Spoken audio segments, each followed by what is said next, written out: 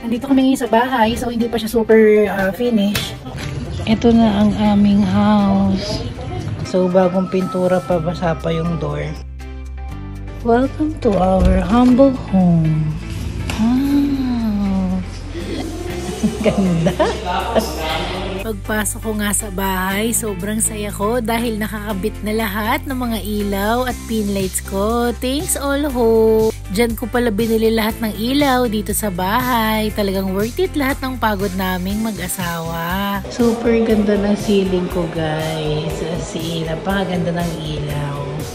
Gawa na nga rin ang lababo ni Mrs. B. Pure stainless yan, guys. Crown Sink ang brand niyan at sa Wilcon ko to nabili. Super nice ang color and combination ng aking countertop. Ayan. Yung laundry. Ay, ayan. Ang ganda ng laundry ko. Oh. Ayan ang aking laundry. Hindi pa tapos. Yan ang gumawa ng aming super gandang ceiling, si Kuya Jervy. Ayan.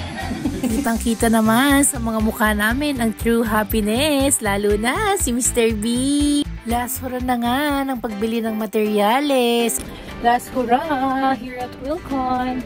Ay, ang sungit. Dito siya, guys. Tutog na kasi siya. Ayan, nagkakabit ng ilaw. Ito ang aming master's bed. Yan. So, pagpasok, so dyan yung bed. Tapos, may butas pa bubutasan namin dyan ng aircon. And then, paayusin ko to. Ito yung sa aming CR. Para nga sa CR ng master's bedroom, si Mr. B lahat ng nag-design yan. Dito tayo sa aming bathroom. Master's bathroom, guys. Wow, ang lakas ng tubig, guys. Super lakas ng tubig. Sarap maligo niyan. So, walang problema ang water supply. Aming master's bedroom, tapos na. Ay, meron kaming isang extra room. Sa future, pag nagkaanak kami, meron siyang sarili niya na room. Ito ang next room. Pag may tao na, so pwedeng magbutos ng aircon dito sa baba. May bintana. Kita nyo naman si Mr. B. Nagmamando kasi ginagawa yung aming gate. Ito yung aming sliding window. So lahat yan may screen. At syempre, hindi kami dito sa loob.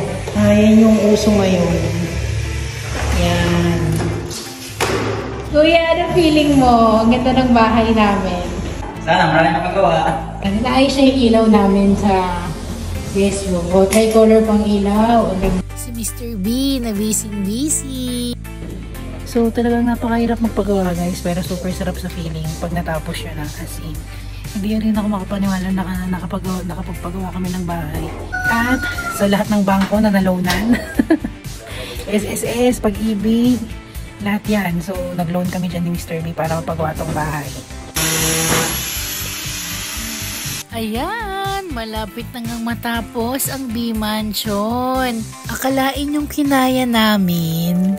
3 years ago, yung dating pinapangarap namin ni Mr. B ngayon ay nakatayo na. Mas lalo pa nitong pinagtibay ang pagsasama namin mag-asawa at marami kaming natutunan, lalong-lalo na kung paano mag-budget ng tama sa pera, isa na yan. Hindi nga rin namin halos ma-imagine na nakaya namin at natapos namin ipagawa ang bahay. Pangalawa, sulit lahat ng mga pagtatalo at away namin ni Mr. B, hindi nyo mayaalis yan kapag nagpapagawa kayo ng bahay. Marami rin kayong may encounter na mga problema. Unang-una na dyan ang problema sa pera. At pangalawa, ang problema rin sa tao. Siyempre, hindi naman lahat ng manggagawa perfecto, pero nasa tamang pag-uusap lang yan. At ang maipapayo ko sa inyo, habaan nyo ng sobra-sobra ang inyong mga pasyensya. At marami pang ibang mga problema ang darating habang nagpapagawa ka ng bahay. Ang masasabi ko lang, kinaya namin ni Mr. B.